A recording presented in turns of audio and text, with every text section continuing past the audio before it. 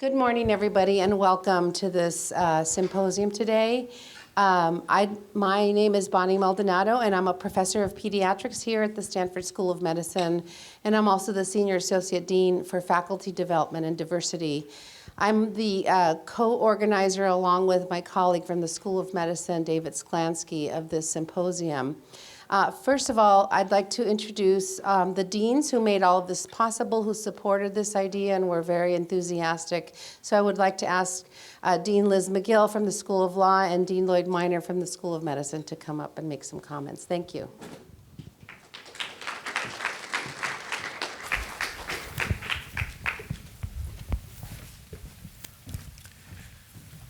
Well, good morning. Liz and I want to thank all of you for being here today, and in particular, we want to thank Bonnie Maldonado and David Sklansky for the work that they've done over the past many months to put together this symposium. We have a group of very distinguished speakers today, and we look forward to their contributions and also to the discussions and dialogue that come out of today's meeting. Now, each of us comes to the issues of race, law enforcement, and public health from a different background and from a different life point. So this is a photograph taken on September 4th, 1957. I grew up in Little Rock, Arkansas, and I was born the year that this photograph was taken. It was a sunny morning on September 4th, 1957, and there had been plans that Wednesday morning for 9 very brave African-American students to be the first African-American students to attend Little Rock Central High. And then it was learned the night before that there were likely to be demonstrations and perhaps even violence by whites at Central High that day. So the organizers called 8 of the 9 families who were to be there to tell them to leave their children at home, to keep their children at home that day. They couldn't reach Elizabeth Eckford or her family because her family didn't have a telephone. So Elizabeth, wearing a new white dress that her mother had made for that occasion, arrived that morning to attend Central High. And she was greeted by what you see, an angry mob of white people. The person who stands out is Hazel Bryan. You can see her just behind Elizabeth Eckford. Now, this photograph became iconic. It traveled around the world, and the photograph and the news coverage of those events played a major part in stimulating President Dwight Eisenhower to federalize the Arkansas National Guard and enable those 9 very brave African-American students to go to Central High 3 weeks later. Fast forward to 2011, David Margolick wrote a book on Elizabeth and Hazel, the 2 women you saw in that photograph, and the 50 years that had passed since that fateful day on September 4th, 1957, when 15-year-old Elizabeth Eckford encountered that mob of very angry people.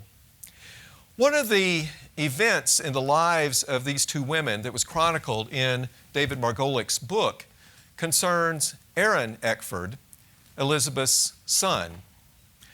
Aaron was 26 years old. He'd had problems. He'd had mental health problems. And on January 1st, 2013, he brandished a shotgun and walked down a street in Little Rock. It didn't take long for the Little Rock police to catch up with him.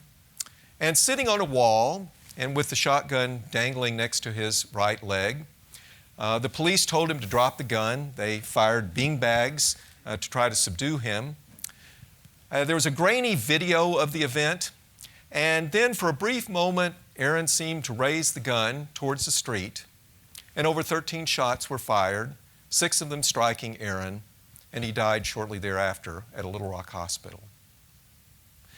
The police investigation concluded that the shooting was justified. Elizabeth declined to pursue legal action because she said that Aaron had wanted to die, and she termed Aaron's death as suicide by cop. Now, we're a better society than we were in 1957. a better society than we were in 1971 when I boarded a bus at the age of 13 to be bused across town to what had been an all African-American junior high school to achieve the desegregation of the Little Rock Public Schools. But we all know that there is still much work that we have to do. So you might say, well, what role do physicians have in this process? After all, policies concerning racial justice, law enforcement are classically in the domain of policy experts. But I think it's simple and obvious that if we as physicians and healthcare providers are concerned about the health of our patients and of society, then it makes total sense that we should be concerned about the policies and the overall social environment that so dramatically impacts the health of so many in our society.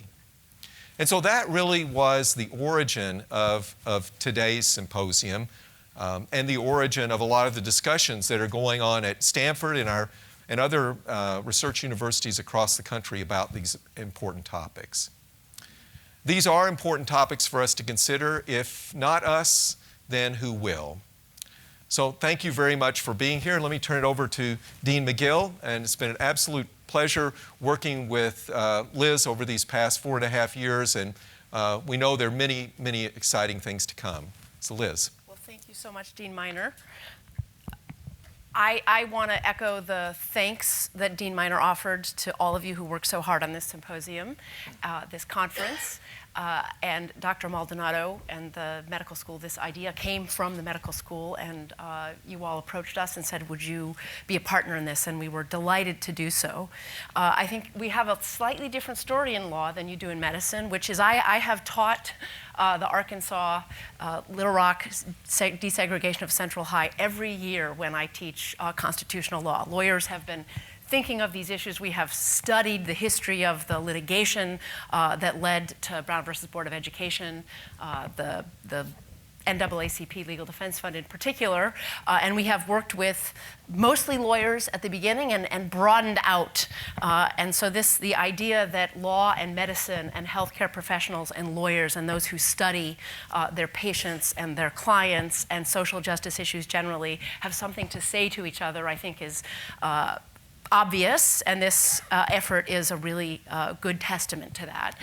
The other thing I wanted to say, so this interdisciplinary approach is so welcome. The issues of social justice, and in particular the issues of race and policing and communities of color and the issues that they face in our society are so complex, so pressing, so critical, that the more forms of expertise and knowledge that we can bring to bear, the more likely we are to make some progress.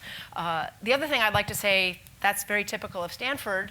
The other thing that's, I think, quite typical of Stanford is an interest in applied problems in the world and what can universities, what can those who research and provide care and provide client services, what can they offer to the problems of the world, and what can those who are working on the front lines of these issues in the world tell the university about what we should be thinking about and how we should be responding. So both this translational medicine, I guess as you call it, and the medical school, applied research, you might call it elsewhere, those are two characteristics of what I think Stanford is trying to do, interdisciplinary and work on applied problems, and this effort today is a fabulous example of that. So I look forward to the day, and thank you again for including the law school in this. I know those of us who've participated are going to learn a lot from today and what follows from today. Thanks for being here. Thanks, Lloyd. The preceding program is copyrighted by the Board of Trustees of the Leland Stanford Junior University. Please visit us at med.stanford.edu.